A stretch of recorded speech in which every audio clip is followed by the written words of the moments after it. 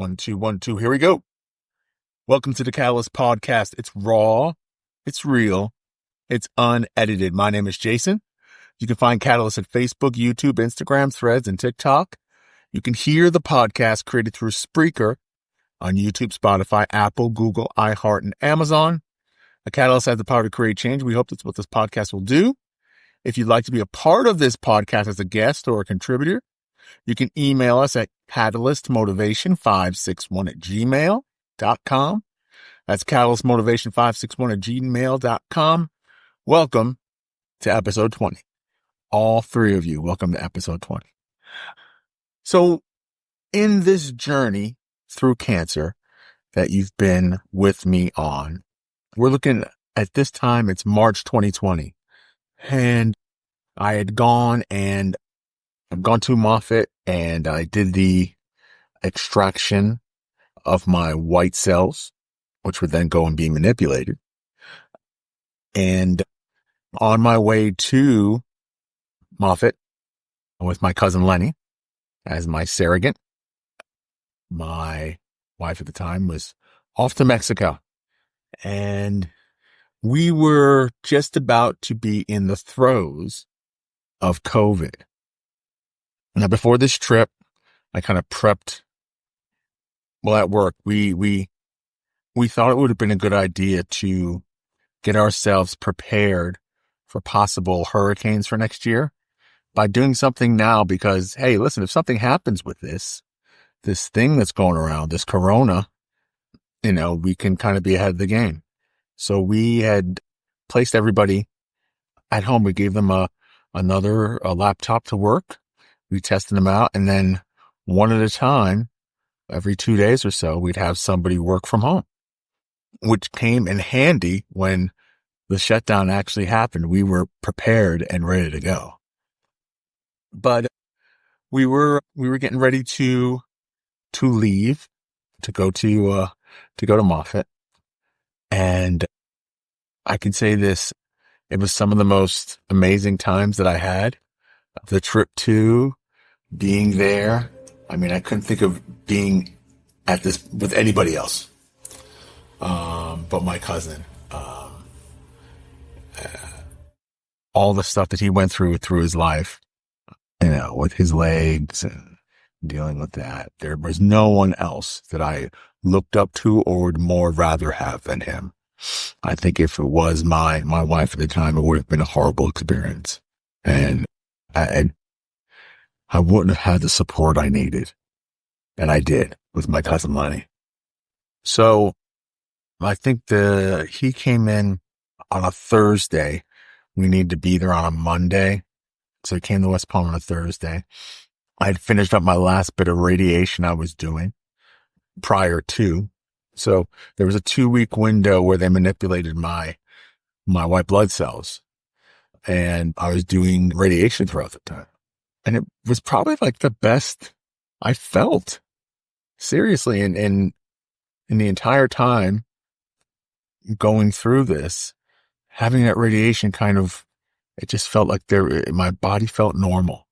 I don't know how best to describe, but my body felt normal.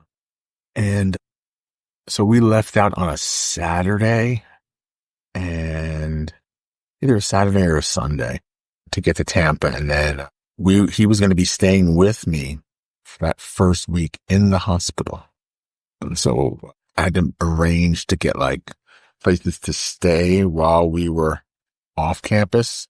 So it was going to be like that first week we would be in the hospital, and then we'd have to get, accommodations. Now they have discounts and everything. And there's a bunch of, I think it's the Lymphoma Society, and there's a few other places that helped with, making it a little bit more affordable. And we were able to get some decent discounts, but still this is going to be something that's coming out of my pocket. But we got there, and as always, he was super charming. But with being from the Northeast, and it being the beginnings of spring, the pollen down here, absolutely ridiculous. So he was showing COVID-like symptoms, even though he was telling them and showed he had, that he had, allergies. So they tested him. And to them, with COVID being so new and everything, they didn't want to take a chance. So he wasn't going to be able to stay with me in the hospital. So that means we had to find an alternative hospital, an alternative location for him to stay. So I talked with the place that we were going to be staying in was a residence inn, and they were able to get him a room because it was actually, there was some kind of event going on that was going to make it very, very challenging and difficult to get rooms. And so they were able to procure one for him while I ended up in the hospital with, getting ready to go through the CAR-T. Now, mind you, I was pissed. I was really pissed because, again, he had allergies. They gave him allergy medicine and he quickly recovered. But again, because of the protocols, they didn't want to take any chances. So we find him a place, and the first couple of days I'm in there, I'm going into chemo. So it was like a couple of days of chemo, and then they were going to do the CAR-T. So they did tests on me, breathing tests, full body scans. I think I had like 4 or 5 scans. I don't think I was poked and prodded during that time I was there at Moffitt than I was at any other time. I was exhausted from the going tos and they did cognitive tests on me for my mental capabilities. They were going to measure it before and then after. I wasn't prepared for any of it. It was just crazy. It was just absolutely crazy. And right before they were about to give me the CAR-T is when the world shut down. I remember I'm watching ESPN. They were at spring training. And it went from they're doing spring training. The players aren't going to do autographs or photos to we're not even having any more spring training. And then all of a sudden from everywhere, everything, it just, domino effect. I mean, those of you who were there, which is a good majority of you, you remember what it was like. For me, I was in the best place I could possibly be. I mean, they were being precautious anyway, but that place got shut down. I mean, shut down. I was as safe could possibly be. And, I was kind of concerned for my cousin now. I mean, he has to, the place that we were staying, they had, it was a residence inn. So they do like a lunch and a dinner or a breakfast and a dinner or something like that. They weren't doing that. So now he had to figure out where he's getting food. But again, well, how do we know? We were so not prepared for what transpired. It was crazy.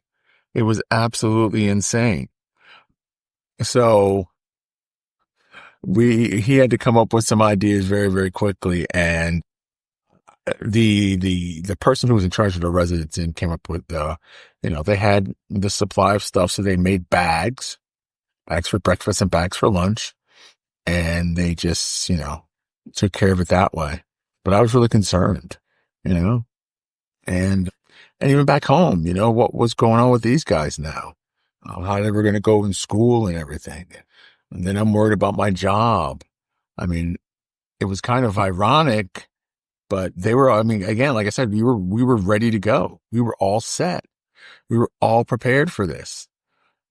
So our people were at home working, taking calls, being able to take, answer questions about, it was a communications, internet, TV, phone. We were able to answer questions or, resolve issues, whatever issues we could without face to face. And yeah, we did what we could. And I was preparing and getting ready to do the infusion. And again, I was trying to mentally prepare myself. Because of the chemo that I did before and the radiation, my hair was gone. I only had this strip of hair on my midsection torso. and everything else was gone. Oh, my eyebrows came back.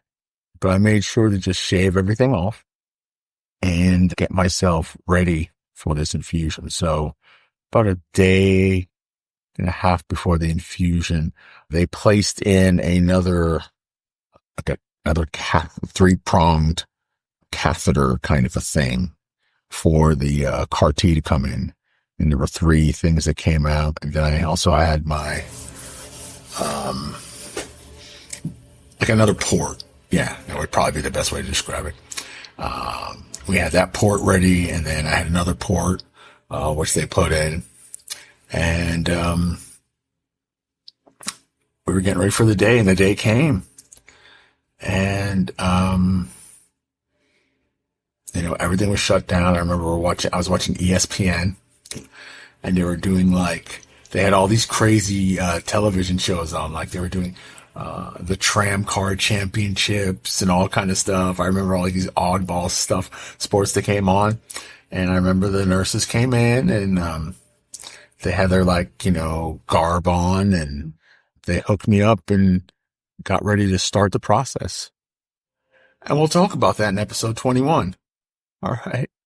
So again, my name is Jason. Thank you so much for listening to the Catalyst Podcast, raw, real, and unedited.